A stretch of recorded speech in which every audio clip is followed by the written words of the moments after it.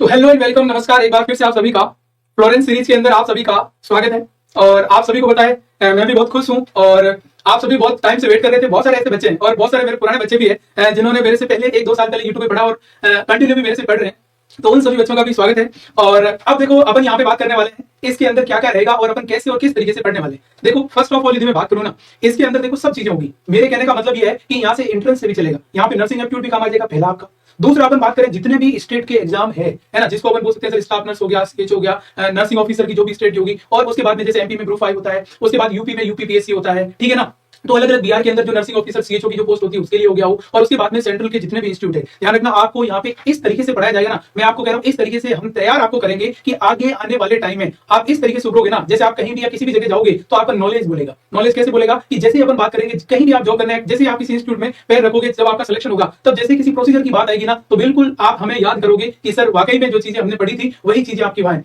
सारी की सारी चीजें अपन ध्यान रखना, बिल्कुल बेसिक से लेकर टॉप लेवल तक। टॉप लेवल की मैं बात करूं ना, कि जैसे अपन बात करें एम्स के अंदर किस तरीके का कौन सा, जैसे अपन बीएमडब्ल्यू का क्या स्टेट्स चल रहा है, अभी अपन बोल रहे हैं ब्लड के ऊपर क्या नई चीजें, हर एक ऐसी चीजें जो एम्स गाइडलाइन जारी करता है, जो सेंट्रल के जितने भी हॉस्पिटल है वो गाइडलाइन जारी करते हैं, उसी गाइडलाइन के अकॉर्डिंग पढ़ेंगे। वहां पे तमाम सब्जेक्ट है, जैसे अपन बात करें फंडामेंटल ऑफ नर्सिंग हो गया, उसके भी एमसीक्यूज। देखो, मैं यहाँ पे आपको कॉमन एमसीक्यूज लेके आऊंगा। कॉमन एमसीक्यू जिसमें आपके अच्छे भी मतलब बेसिक क्वेश्चन भी होंगे, और उसके बाद ऐसे क्वेश्चन भी होंगे जिनमें प्रायोरिटी जाती है। भैया एम्स में सिलेक्शन लेना है ना, तो खेल है प्रायोरिटी का। खेल किसका ध्यान रखना? प्रायोरिटी का। उस प्रायोरिटी के खेल को खेलना है। नॉलेज सबको होता है, पर सिलेक्शन उन्हीं का होता है जिनको टॉप का नॉलेज होता है, जो क्रीम होते हैं ना, जिनको प्रायोरिटी सेट करनी होती है, वही क्या कर जाते हैं, ध्यान रखना, सिलेक्शन है वो सिलेक्शन। देखो ध्यान रखना, एक चीज मैं आज आपको लाइव में कह रहा हूं, पढ़ने से सिलेक्शन नहीं होता है। पढ़ने से सिलेक्शन नहीं होता है, लेकिन ये जरूर है कि क्या पढ़ना है उससे सिलेक्शन जरूर होता है। ध्यान रखना, आने वाले टाइम में आगे देखो, ये जो सीरीज चली इसके साथ साथ में हम यहाँ पे ध्यान रखना, वन टॉपिक वन डेज, मतलब वन डे वन टॉपिक, एक दिन में एक टॉपिक। नर्सिंग के अंदर कितने टॉपिक होंगे मुझे बताओ? सिलेक्शन में आपको एक सिलेक्शन का एक शानदार और इजी एक रास्ता बताता हूं, आप सुनना इस चीज को, है ना। आप कभी भी देखोगे तो आपके माइंड में एक चीज स्ट्राइक करेगी। मैं कह रहा हूं नर्सिंग के अंदर कितने टॉपिक होंगे, कितनी डिजीज है जो अपनी प्रमुखता से आएगी। मैं कह रहा हूं मुश्किल से मुश्किल 300 से लेकर 400 ऐसे टॉपिक है, और 300-400 में से ओनली 200 ऐसे टॉपिक है जिसके ऊपर हमेशा क्वेश्चन पूछा जाता है। तो जैसे मैं कह रहा हूं एक कोई भी टॉपिक है, जैसे माना कि शॉक की बात कर रहे हैं, आपने बात करी सर शॉक क्या होता है, उसके ऊपर मैंने एक क्लास के अंदर आपको 20 क्वेश्चन बता दिए। अब मैं कहता हूं जैसे मैंने 2 क्वेश्चन आपको हाइपोवोलेमिक शॉक के बारे में बता दिया, और इन 2 क्वेश्चन में भी मैं सारा हाइपोवोलेमिक शॉक बता दूंगा। उसके बाद अपन बात करें हेमरेजिक शॉक, मैं 2 मिनट में आपको उसमें सारा हेमरेजिक शॉक बता दूंगा। ऐसे करके अपने सारे के सारे टॉपिक कवर कर देंगे। मैं कह रहा हूं ध्यान रखना, यदि आपने ये YouTube क्लास देख ली और इसके बाद में आपने यदि कंटिन्यू कर लिया ना, तो मैं कह रहा हूं आपका सिलेक्शन कोई नहीं रोक सकता। और आप यहां पे देखना, अभी तो स्टार्ट है, आगे इस तरीके के कॉन्सेप्ट निकलेंगे, इस तरीके से हम यहां पे आपको डिस्कस करवाएंगे कैसे क्या करना है, कौन सा क्वेश्चन किसको किस तरीके से समझना। लैंग्वेज इतनी ईजी होगी, लेकिन वो आपकी सीधी डायरेक्ट माइंड में जाएगी, और माइंड में जाने के बाद में वही माइंड आपको, आपका माइंड नहीं, जो हमारे जो टीचर्स बोलते हैं, जो हम नॉलेज आपको देंगे, उस नॉलेज को आपको किसमें करना है, ध्यान रखना, वो सीधा का सीधा हमारा नॉलेज हम आपको देंगे, और हमारा जो नॉलेज आपके अंदर है उसी नॉलेज को आप एग्जाम में ले जाइए और सिलेक्शन लीजिए, है ना। तो ये इसी तरीके से अपन देखो कुछ एक एमसीक्यूज है वो आज अपन डिस्कस करने वाले हैं, ठीक है ना। बाकी कल अपन अच्छी तरीके से, और बहुत टाइम की अपनी जो क्लास है क्लास कल ठीक 8 बजे शुरू हो जाएगी। अब यहाँ पे देखिएगा, अपन बात करें, देखो ये मैं अभी जो क्वेश्चन है वो क्वेश्चन किसका, ध्यान रखना सर, ये कम्युनिटी का क्वेश्चन है। किसका क्वेश्चन है? अभी क्वेश्चन क्या, देखो कभी भी एक ध्यान रखना, जब कभी भी आप क्वेश्चन पढ़ते हो ना, पहली चीज क्वेश्चन को अच्छी तरीके से पढ़ना है। क्वेश्चन के अंदर पूछ क्या रहा है उस मीन को देखना है, और उसके बाद ही आपको आंसर करना है ना। ऐसा नहीं कि आपने क्वेश्चन समझा ही नहीं और आपने यहाँ पे क्या कर दिया, आंसर है उस आंसर को दे दिया, दैट्स मींस वो गलत हो सकता है। तो जल्दबाजी हमने करनी नहीं है। अब देखो यहाँ पे ये कम्युनिटी का क्वेश्चन है, बहुत प्यारा क्वेश्चन, देखना, the constant presence of disease and infection with in a given geographical area called. ये क्वेश्चन क्या कर रहा है? Constant presence of disease and infection in a geographical area. मैं कह रहा हूं एक जियोग्राफिकल एरिया है ना, उस एक जियोग्राफिकल एरिया के अंदर एक बीमारी बहुत लंबे टाइम से उसी में फिक्स है, मतलब ना तो वो एक एरिया से दूसरे एरिया में जा रही है, लेकिन एक ही एरिया में फिक्स रहती है, तो ऐसी बीमारी को आप क्या कहते हो? ये ध्यान रखना, आपके नर्सिंग एप्टीट्यूड के अंदर भी क्वेश्चन आ सकता है ये। अब पहला लिखा है कि भाई आप उसको स्पोर्टिक डिजीज बोलोगे, उसके बाद अगला लिखा इसको एंडेमिक डिजीज बोलोगे, उसका लिखा ध्यान रखना पेंडेमिक डिजीज बोलोगे, और उसके बाद में एपिडेमिक डिजीज बोलोगे। अब देखो आप यहाँ पे समझो, इसका आंसर दो, तब तक मैं इन सबका मतलब बता देता हूं, क्योंकि एक के पीछे 3 और क्वेश्चन आपके क्या हो जाएंगे, क्लियर हो जाएंगे, ठीक है। अब देखो अपन यहाँ पे बात करें, इसमें देखो क्या लिखा, स्पोर्टिक। स्पोर्टिक बीमारी वह होती है जो हमेशा क्या होती है, इरेगुलर पैटर्न में होती है। अब आप बोलोगे सर कैसे? इरेगुलर पैटर्न का मतलब होता है कि ऐसी बीमारी जो एक जगह प्रेजेंस नहीं है, लेकिन मैं कह रहा हूं एक केस आया, एक केस जयपुर में आया, एक केस दिल्ली में आया, एक केस हरियाणा में आया, एक एमपी में आया। ऐसी बीमारी होती है कि एक फिक्स एनवायरनमेंट में नहीं है, लेकिन उसके केस अलग अलग ऐसे इसके पैटर्न में, उसको अपन बोलते हैं स्पोर्टिक डिजीज। अगला आता है एंडेमिक। एंडेमिक का मतलब ऐसी बीमारी, एंडेमिक को इसको अपन बोलते हैं हिंदी में स्थानिक बीमारी। स्थानिक का मतलब एक स्थान पे फिक्स होने वाली बीमारी को स्थानिक बीमारी कहते हैं, ठीक है। तो यहाँ पे अपन बोल सकते हैं ये क्या होगी आपकी, अपन बोला सर कंस्टेंट। कंस्टेंट का मतलब होता है लगातार, कभी इसको ऐसे बोलते हैं परसिस्ट। परसिस्ट का मतलब भी लगातार। तो किसी भी एक एनवायरमेंट में कोई बीमारी लंबे टाइम से परसिस्टेंट प्रेजेंट है तो उसको अपन एंडेमिक बोले। पेंडेमिक का मतलब ये होता है ऐसी बीमारी जो पूरी दुनिया में फैल गई हो, जिसको अपन बोलते हैं सर वर्ल्ड वाइड डिजीज। ऐसी बीमारी जो पूरी दुनिया में फैल रही है उसको अपन क्या बोलते हैं, वर्ल्ड वाइड डिजीज, जैसे कि कोविड-19। किसकी बात करें भाई, ये हो गया कोविड-19 या कोरोना वायरस, आपने नाम सुना होगा, पूरे विश्व में फैली थी। तो इसका मतलब मैं ये भी कह सकता हूं कि पेंडेमिक का मतलब ये होता है कि ऐसी बीमारी जो एक से अधिक कंट्री या देशों में फैलती हो, और उसको पेंडेमिक घोषित कौन करता है, तो उसका नाम क्या हो गया, WHO। आप इसको जानते हो, WHO क्या है, ये एक हेल्थ का सबसे बड़ा ऑर्गेनाइजेशन है, ठीक है ना। और इस हेल्थ की ऑर्गेनाइजेशन की शुरुआत जो हुई थी वो 7 अप्रैल 1948 1948 के अंदर शुरू हुआ था, और ये पूरे वर्ल्ड की हेल्थ को ये क्या करता है, रेगुलेट करने का काम करता है। अगला नेक्स्ट क्या हो गया, एपिडेमिक। एपिडेमिक का मतलब ये होता है सडन अकरेंस। किसकी बात करें, ध्यान रखना, सडन अकरेंस। मैं कह रहा हूं ऐसी बीमारी जो एकदम से अपने एनवायरमेंट में निकलती हो, जैसे अपन बोले किसी को चिकन पॉक्स हो गया, किसी को मीजल्स हो गया, पता ना मीजल्स, कि भाई एक को मीजल्स हुआ और धीरे धीरे वो पूरी कम्युनिटी में फैल गया, मतलब किसी बीमारी का एकदम से अराइज होना, पूरा फैलना, क्या कहलाएगा, ध्यान रखना, तो उसको अपन बोलते हैं सडन अकरेंस। तो अब देखो आपकी चारों टर्म्स है वो क्लियर होगी, और अब आपको ये भी मिल गया सर्कमस्टेंट, जो प्रेजेंस है वो कहां पे आया, बी में। इसका मतलब मैं यहां पे कह सकता हूं कि जो इसका जो सही आंसर है वो सही आंसर क्या होगा सर, बी है, वो बी होगा। इसको अपन क्या बोलते हैं, एंडेमिक के नाम से जानते हैं। कितना इजी क्वेश्चन है, ऐसे ही करना है। और जो भी बच्चे आगे की तक तैयारी करना चाह रहे हैं वो एक रजिस्टर बना लें जिसमें ऐसी बहुत सारी टर्म्स है, उस टर्म्स को नोट डाउन करते रहे। अगला देखिएगा भैया क्वेश्चन, ये भी बहुत अच्छा क्वेश्चन है। क्वेश्चन क्या कह रहा है, सबसे पहली चीज तो देखिएगा, नाम क्या आया सर, ये हो गया कॉप्लिक स्पॉट। किसकी बात करें, Koplik spot are clinical features of disease, कि बताओ एक कॉप्लिक स्पॉट किस बीमारी में बनता है, कौन सी बीमारी। देखो ध्यान रखना, इस क्वेश्चन की मैं बात करूं ना, कम से कम ये कंपटीशन की बात करूं तो 10 से 12 बार इस क्वेश्चन को पूछा हुआ है कंपटीशन के अंदर। इसको सीएचओ में पूछा हुआ है, इसको नर्सिंग ऑफिसर में पूछा हुआ है, इसको नॉर्थ एड में पूछा हुआ है, इसको आरआरबी में पूछा हुआ है। मेरे कहने का मतलब ये है कि सर बहुत सारे एग्जाम इसको पूछा हुआ है, बट बहुत सिंपल क्वेश्चन है। एक बार आपको बताऊंगा तो बिल्कुल आपको कभी लाइफ में भूलोगे नहीं। अब अपने बोला सर कॉप्लिक स्पॉट, नाम क्या है कॉप्लिक, कॉप्लिक स्पॉट होता क्या है। सबसे पहली चीज तो किस बीमारी देखने को मिलेगा, cholera, chickenpox, measles and pertussis. पहली चीज देखना, अपन बात करें कॉप्लिक स्पॉट, ये जो कॉप्लिक स्पॉट जो बनता है ना वो कहां पे बनेगा भैया, ओरल कैविटी। ओरल कैविटी मतलब अपनी जो माउथ है ना, उस माउथ के अंदर बनेगा। किसके अंदर बनेगा, माउथ के अंदर। अब आप बोलो सर माउथ इतना बड़ा है, माउथ के अंदर कहां बनेगा, माउथ के अंदर अपन बात करें तो किसके पास में बनेगा, ये हो गया नियर। किसके पास में बनेगा, ये हो गया आपका सेकंड लोअर मोलार टीथ। कौन सा ध्यान रखना, आपने देखा होगा टीथ 4 प्रकार के होते हैं, उसमें जो मोलार टीथ है ना, आपने देखा होगा sir incisor, canine, pre molar और मोलार, ऐसे टीथ होते हैं। और उन टीथ में सबसे लास्ट वाले तो मोलार और मोलार के भी सेकंड मोलार के पास में एक स्पॉट सा बनता है। और ये स्पॉट आपको कैसा दिखेगा, ये स्पॉट आपको यहाँ पे अपन बोल सकते हैं सर येलो व्हाइटिश कलर का दिखेगा। किसकी बात करें, ध्यान रखना, ये हो गया येलो व्हाइटिश कलर का दिखेगा। अब बात तो ये है ना सर, दिखेगा किसमें, आप तो ये बताओ तो दिखेगा किसमें, ध्यान रखना, कोलेरा में नहीं दिखता है, कोलेरा में दस्त होती है बेटा। उसके बाद अपन बात करें चिकन पॉक्स में भी नहीं दिखता है, क्योंकि चिकन पॉक्स के अंदर अपने शरीर के ऊपर चकदे या रेसेस बनते हैं, क्लियर है। और उसके बाद आता ध्यान रखना पर्ट्यूसिस, तो खांसी है जिसको अपन बोलते हैं ना कुकुर खांसी, जिसको अपन बोलते हैं, ये इस बीमारी का इसका नाम क्या बता आपको, डॉग बार्किंग। डॉग बार्किंग का मतलब जिस तरीके से कुत्ता भौंकता है वैसे ही आदमी भौंकने लग जाए, तब सोचना की बीमारी कौन सी हुई है, पर्ट्यूसिस हुई है। तो ये ध्यान रखना, आपने कभी खांसी आती, खांसी रुकती नहीं है ना, वो खो खो खो खो करता है ना, तो वैसे उस बीमारी को बोलते हैं पर्ट्यूसिस। इसका मतलब ये जो आपको देखने को मिलेगा, ये किसके अंदर देखने को मिलेगा, तो वो देखने को मिलेगा सर मीजल्स बीमारी के अंदर। अब देखो मीजल्स क्या है, देखो मीजल्स एक वायरल बीमारी है, किसमें होती है, बच्चों के अंदर होती है। बच्चों में भी अपन बोले किसमें, छोटे बच्चों में जो 5 साल से छोटे हैं उनमें सबसे अधिक बीमारी ये मीजल्स देखने को मिलती है। इसमें ध्यान रखना, इसमें अपन बोल रहे हैं सर कफिंग भी होगी, नाक से पानी बहेगा, आपकी आंखें जिसको अपन बोलते हैं कंजक्टिवाइटिस हो सकता है, इसमें 3C साइन भी आता है, और इसमें रेसेस भी बनते हैं, अपने पूरे शरीर के ऊपर चकदे बनेंगे। ये चीज आपको यहाँ पे ध्यान रखना है, तो वो भी इसके अंदर आता है, उसको अपन क्या बोलते हैं, कॉप्लिक स्पॉट। तो कॉप्लिक स्पॉट किसमें बनेगा, एकमात्र बीमारी जिसका नाम है मीजल्स। क्या नाम है, मीजल्स। ओके भाई, अगला देखो भाई, ये भी अच्छी बात है ना, ये भी अच्छा क्वेश्चन है। क्वेश्चन क्या है देखो, अपन यहाँ पे बात करें कि विच ऑफ द फॉलोइंग, क्या नाम लिखा हुआ है, which of the following Indradhanush scheme is associated. अब देखो ये जो मैं क्वेश्चन बता रहा हूं ना, ये सारे अपने से रिलेटेड है और इनको कहीं ना कहीं आप भी जानते हो। ये ऐसे क्वेश्चन ध्यान रखना, नर्सिंग एप्टीट्यूड में डायरेक्ट पूछा जा सकता है कि सर इंद्रधनुष क्या है, गवर्नमेंट तो चला रही है, तो कभी भी पूछा जा सकता है, सभी राज्य में पूरे भारत में चल रहा है। अब अपन बोल रहे हैं सर मिशन इंद्रधनुष किससे रिलेटेड है, यहाँ इन्होंने 4 ऑप्शन दिए, इन चारों में से मिशन इंद्रधनुष किससे रिलेटेड है। देखो इम्यूनाइजेशन, जिसको अपन बोलते हैं टीकाकरण से है क्या। दूसरा अपन बात करें, ये हो गया सैनिटेशन। सैनिटेशन का मतलब होता है जो नालियां वालियां नहीं होती, उससे रिलेटेड कोई प्रोग्राम है क्या। फिर लिखा मिड डे मील प्रोग्राम, जिसको अपन बोलते हैं स्कूल में जो मध्याह्न भोजन प्रोग्राम होता है, उसकी बात करें अभी किससे रिलेटेड है। तो अपन यहाँ पे बोल रहे हैं सर ये न तो ध्यान रखना इसमें क्या होगा, मिड डे मील से रिलेटेड है, क्योंकि मिड डे मील तो स्कूल में बच्चों को खाना दिया जाता है, और ये जो प्रोग्राम है ना, ये प्रोग्राम तो 1961 में आया है, ठीक है ना। और इसकी जो स्कीम है ना, वो स्कीम भी कब आई है, तो ध्यान रखना ये स्कीम भी इसकी 1995 में आई है, तो इसका तो कोई लेना देना ही नहीं है। फिर अपन बात करें सर सैनिटेशन से भी नहीं है, तो किससे है, ये हो गया टीकाकरण से रिलेटेड है, वेरी इंपॉर्टेंट। तो मिशन इंद्रधनुष किससे रिलेटेड है, टीकाकरण से। अब इसको गवर्नमेंट ने कब लॉन्च किया, तो ध्यान रखना इसको अपनी भारत सरकार की जो गवर्नमेंट, अपनी जो इंडिया की गवर्नमेंट है, उसने ध्यान रखना 25 दिसंबर 2014 को इसको लॉन्च किया, और आज भी चल रहा है। पहले इन्होंने क्या किया, जब ये, अब आप बोलोगे सर ये किया क्यों, मिशन इंद्रधनुष क्यों लेके आए, इसके पीछे समझना। मिशन इंद्रधनुष एक टीकाकरण की प्रक्रिया है। दूसरी, इसके अंदर ये टारगेट है कि आपको 0 से लगाकर 5 साल तक के वह बच्चे जिन्होंने कभी लाइफ में टीका लगाया नहीं है, उनको पकड़ के लाओ, टीके लगवाओ। दूसरी चीज, इन्होंने ये कहा कि जो ऐसे बच्चे जिन्होंने टीका लगाना शुरू तो किया है, उन्होंने 5-7 अपन बोल रहे टीके लगवाए 3 महीने तक 4 महीने तक, लेकिन उसके बाद में उन्होंने बीच में टीके लगवाने छोड़ दिए, तो उन्हीं बच्चों को लेके आओ। अब इन्होंने कहा कि इसके साथ और किया क्या जाए, इसको और बढ़ा दिया गवर्नमेंट ने और इसको क्या कर दिया IMI। अब इसका नाम ही ध्यान रखना, पहले क्या था ध्यान रखना, ये हो गया अपन बोल सकते हैं मिशन इंद्रधनुष है ना, अब इनको क्या कर दिया कि इंटेंसिफाइड मिशन इंद्रधनुष और गहन कर दिया है। और इसमें 10 बीमारी जो बड़ी बड़ी है ना, जैसे टीबी हो गया, उसके बाद अपन बोले पर्ट्यूसिस हो गया, टिटनस हो गया, हेपेटाइटिस हो गया, है ना, इस प्रकार की जो निमोनिया हो गया, इस प्रकार की डायरिया हो गया, इस प्रकार की बीमारियों को ऐड किया है कि इन सब से बचाया जाए, है ना, उसके लिए इन्होंने यहाँ पे काम किया है। तो इसको अपन बोलते हैं मिशन इंद्रधनुष। हमेशा किससे रिलेटेड है, वो टीकाकरण से रिलेटेड है।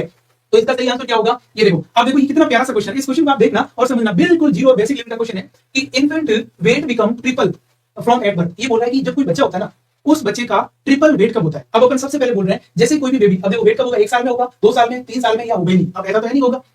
पहली बात मैं बात करूं, जैसे ही कोई बेबी है ना, उस बेबी का बर्थ होता है ना, तो उसका वजन है ना, वो वजन कितना होना चाहिए देखना। एग्जैक्ट बात करूं तो 2.9 केजी। इसकी बात करें 2.9 केजी, मतलब अपन क्या बोल सकते हैं सर, ये हो गया 2900 ग्राम है ना, वो वजन होना चाहिए।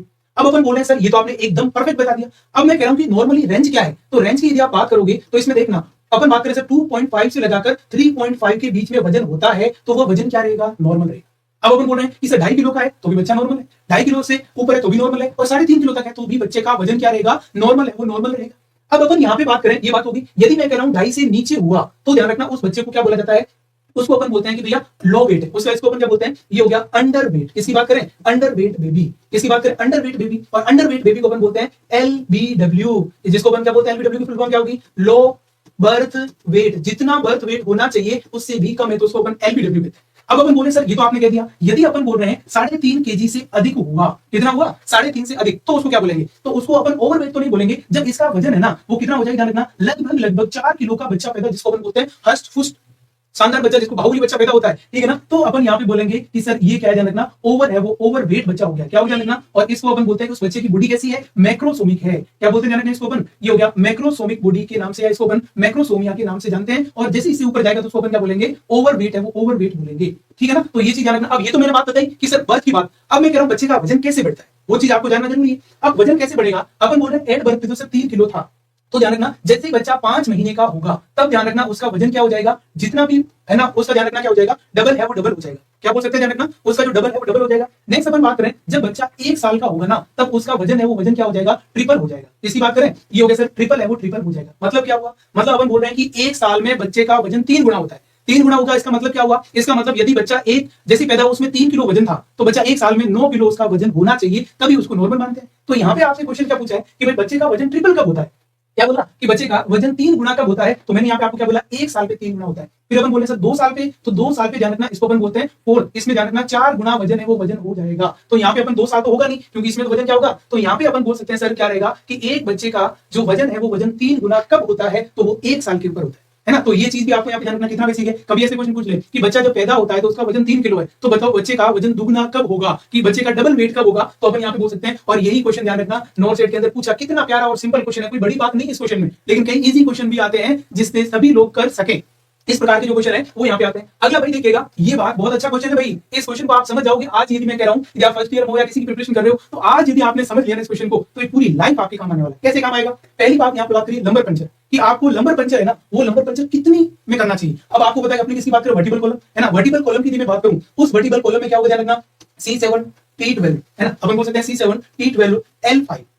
उसके बाद अपन बात कर रहे हैं क्या होगा S1, और उसके बाद में कॉकेक्स 1। ये अपनी क्या रहेगी, वर्टिकल कॉलम है। इस वर्टिकल कॉलम में ऐसी कौन सी जगह, अब नाम लिखा लंबर, इसका मतलब आपको यहाँ पे क्या करोगे, यहाँ पे आपको पंक्चर करना है। अब आप बोलोगे सर ये लंबर में क्यों करते हैं, पहली बात तो ऊपर क्यों नहीं करते हैं, क्योंकि बेटा यहाँ तक, यहाँ से जो C1 है ना, C1 से लगाकर देखना, C1 से लगाकर ध्यान रखना, अपन बोल रहे हैं सर L2 तक क्या होती है, अपनी नर्व होती है। और यदि आपने सुई को नर्व में घुसेड़ दिया तो नर्व डैमेज हो जाएगी, और जब नर्व डैमेज हो जाएगी तो आपके पैर डैमेज हो जाएंगे, आपके हाथ डैमेज हो जाएंगे, आपको सांस नहीं आएगा, पूरी बॉडी के सिस्टम फेल हो सकते हैं। इसलिए ध्यान रखना, आपने कभी देखा होगा कि डॉक्टर ने एनेस्थीसिया लगाया और उसके दोनों पैर सुन्न हो गए, इसका मतलब क्या हुआ, इसका मतलब ये है कि डॉक्टर ने किसमें लगा दिया भैया, डॉक्टर को इस L2 से नीचे करना था और डॉक्टर साहब भूल से ऊपर चले गए। दैट्स मींस क्या हुआ, नर्व डैमेज हो गई और उसके पैर चले गए। तो ध्यान रखना यदि ऐसा हो जाता है तो बिल्कुल फुल एंड फुल ध्यान रखना डॉक्टर की गलती है, उसको पकड़ो। अब अपन यहाँ पे बात करें लंबर पंचर का क्या सिस्टम है, कैसे करना है, तो यहाँ पे लिखा बिटवीन द लंबर वर्टिब्रा, आप लंबर वर्टिब्रा के 2 से अपन बोले L3 और L4 के बीच में आप निडल डालोगे।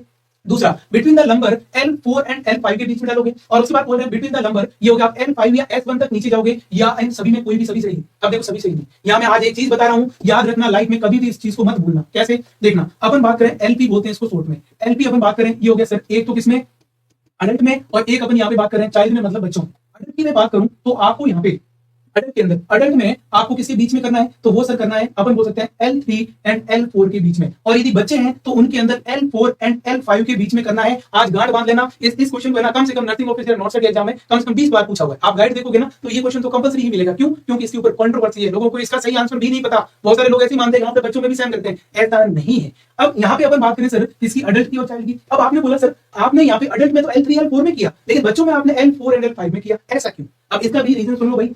इसका रीजन ये है कि मैंने बात करी जाने ना, जो अडल्ट होता है ना, उस अडल्ट के अंदर जो L2 है ना, L2 के वहां पे नर्व एंडिंग रहती है। किसकी बात करें? ये हो गया नर्व एंडिंग्स कहां पे रहती है? L2 में। अब अपन बोले सर L2 देखो, ये अपन बोले L1 L2 L3 L4 L5 है ना। अब यहाँ पे मैं बोल रहा हूँ इससे L2 तक, देखो ये L1 L2, मैं बोल रहा हूँ सर L2 तक तो क्या ध्यान रखना, नर्व है ही। इसका मतलब ये कौन सा हो गया? L3, उसके बाद L4 एंड L5। अब मैं इसमें कह रहा हूं सर आपको यहाँ पे किसके बीच में करना है। अब आपने कहा जब अपन बोले सेकंड में तो नर्व है, आप इतने परफेक्ट हो क्या कि आप सीधा इसमें डाल दोगे, तो ये ध्यान रखना पहला हो गया, ये दूसरा इसको छोड़ दो, फिर आप इसमें डालो, क्योंकि एक गैप छोड़ोगे ना तो उसकी वजह से ऊपर इंजरी होने की संभावना नहीं रही। तो यहाँ पे तो अपन किसकी बात कर दी सर? अडल्ट में कैसे करेंगे।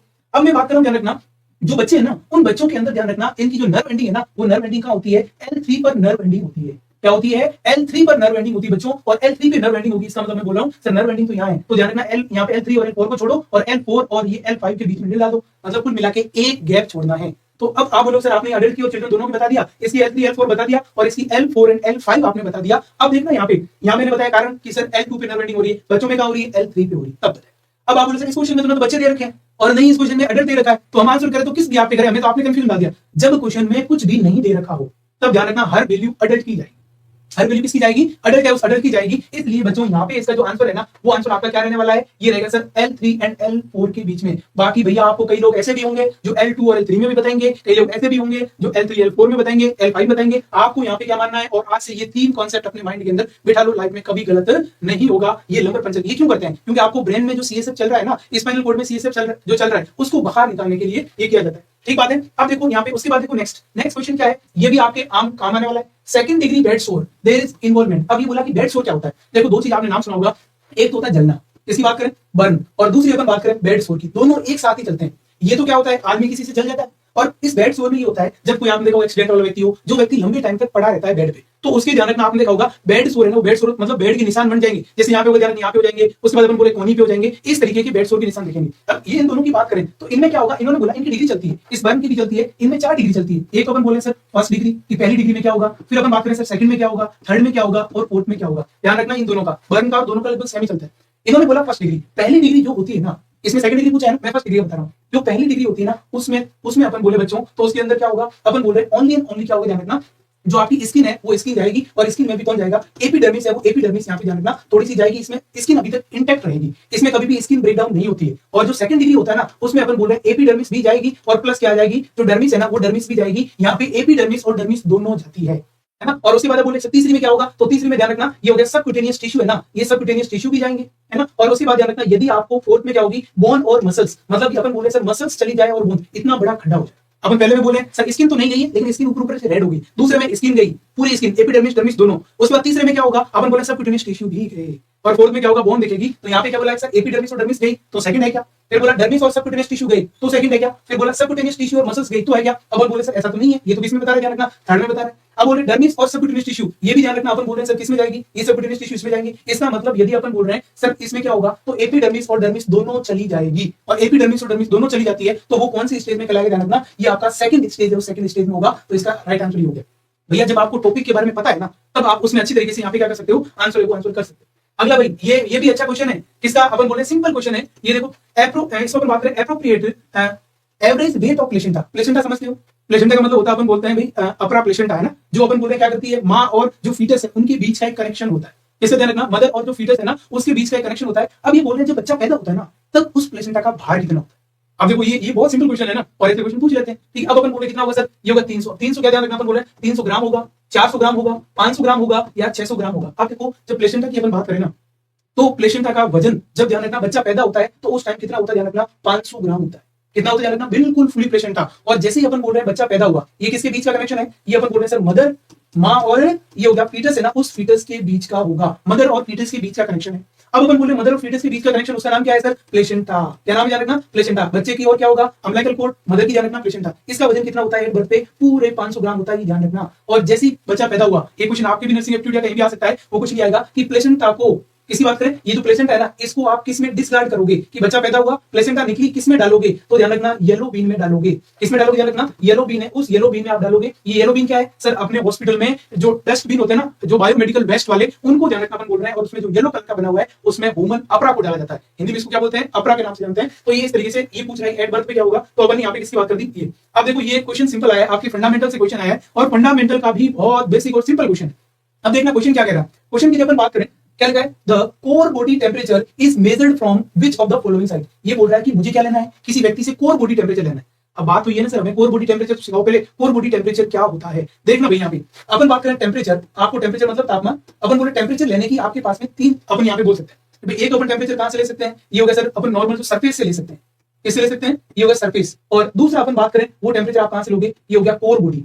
अब आप बोलो सर सरफेस और कोर बॉडी में फर्क क्या है? तो सरफेस का मतलब होता है एक्सटर्नल, इसकी बात करें ना, अपनी बॉडी के बाहर से एक्सटर्नल, और कोर का मतलब होता है इंटरनल, अपनी बॉडी के अंदर से तापमान लेना। अब आप बोलोगे अंदर से तापमान कैसे लोगे? बॉडी का अंदर से तापमान कैसे लोगे? तो उसका भी बताते हैं। यदि मैं बात करूं आपको सरफेस की, सर हमें सरफेस की बात बताएं, तो आप मुंह में डाल सकते हो, जिसको अपन बोलते हैं ओरल। आप यहाँ पे थर्मोमीटर को मुंह में डालो, ओरल, और ओरल ले सकते हो आप। दूसरा अपन यहाँ पे बात करें, यहाँ पे सेकंड क्या होगा? एक्जिला। सबसे अधिक जो टेम्परेचर है ना, वो यहीं से लिया जाता है। कि आप क्या करो, कुछ नहीं, थर्मोमीटर को एक्जिला में डाल दो, उसको बंद कर दो, और उसके बाद में ध्यान रखना यहाँ पे टेम्परेचर आ जाएगा 1 मिनट के अंदर। ये तो आपके कौन से हो गए? ये हो गया ओरल, हो गया एक्जिला। ये दोनों आपके कौन से हो गए? सरफेस से। यहाँ पूछा सर कोर बॉडी के लिए मुझे कौन सी साइड लेनी? इसका मतलब देखो यहाँ पे क्या लिखा है, यहाँ देखो इसमें रेक्टम लिखा है, टिम्पेनिक मेम्ब्रेन लिखा है, एक्जिला लिखा है, और इसमें ध्यान रखना लिखा है बोथ ए एंड बी। अब एक्जिला को आप काट दो, क्योंकि यहाँ एक्जिला कौन से में आ गया है? सरफेस में। अब अपन यहाँ पे बात करें, ये हो गया कोर बॉडी टेम्परेचर। किसकी बात करें? और कोर बॉडी टेम्परेचर में क्या होगा बताओ? इसमें अपन बोल रहे हैं शरीर के अंदर से लेना, ये लो रेक्टम से ले लो। कहां से ले लो? रेक्टम से ले लो। दूसरा कहां से ले लो? ब्लड से ले लो। कहां से ले लो? कान की जो टिम्पेनिक मेम्ब्रेन, देखो यहाँ पे लिखा है टिम्पेनिक मेम्ब्रेन, ये भी अपने इंटरनल पार्ट में आती है, कान का पर्दा है, इसको अपन टिम्पेनिक मेम्ब्रेन बोलते हैं। ये अपन बोल सकते हैं सर टिम्पेनिक मेम्ब्रेन। किसकी बात करें? ये हो गया टिम्पेनिक मेम्ब्रेन, उससे ले सकते हैं। और कहां से ले सकते हो? आप यूरिनरी ब्लैडर से ले सकते हो। कहां से ले सकते हो? इसको बोलते हैं यूबी। ये इतनी साइड से आप यहाँ पे क्या कर सकते हो? कोर बॉडी टेम्परेचर ले सकते हो। ये ध्यान रखना। अब इसका मतलब मैं क्या बोल सकता हूँ? सर ये बात भी सही है कोर बॉडी पे, और ये बात भी सही है ना? ये हो गया, ये दोनों हो गए। इसका मतलब आंसर क्या जाएगा? ए और बी सही है। ए। अब अपन यहाँ पे बात करें, सर इसके अंदर फर्क क्या है ना? दोनों के अंदर अपन बात करें कि भाई फर्क है, वो फर्क क्या है इसमें, तो ध्यान रखना यहाँ पे अपन बात करें सरफेस है ना, वो थोड़ा सा क्या आता है? ध्यान रखना कम आता है।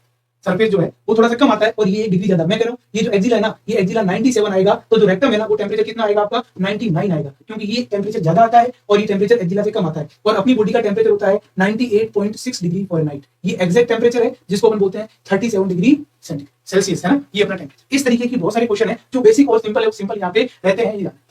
तो ये कुछ जो क्वेश्चन थे ना, उन क्वेश्चन को हमने डिस्कस किया। कल की क्लास में इससे भी अच्छे ध्यान रखना, एक क्वेश्चन एनाटॉमी का भी होगा, एक क्वेश्चन ध्यान रखना कम्युनिटी का भी होगा, फंडामेंटल का भी, पूरे जितने सब्जेक्ट है उनका एक क्वेश्चन, दो क्वेश्चन आपके अच्छी तरीके से होंगे, और सारे कॉन्सेप्ट यहाँ पे क्लियर होंगे। भाई लैंग्वेज में पढ़ेंगे, अच्छी तरीके से पढ़ेंगे, बहुत अच्छी तरीके से, ठीक है ना? तो भाई आज के लिए अपना इतना ही रहेगा, ये आज का लास्ट क्वेश्चन था। तो thank you so much for joining this class. Thank you everyone, all my loving dear student. और लास्ट में मैं हमेशा ये कहता हूँ कि सीखोगे नहीं तो जीतोगे कैसे? पहले सीखना है और फिर जीतना है। Thank you so much.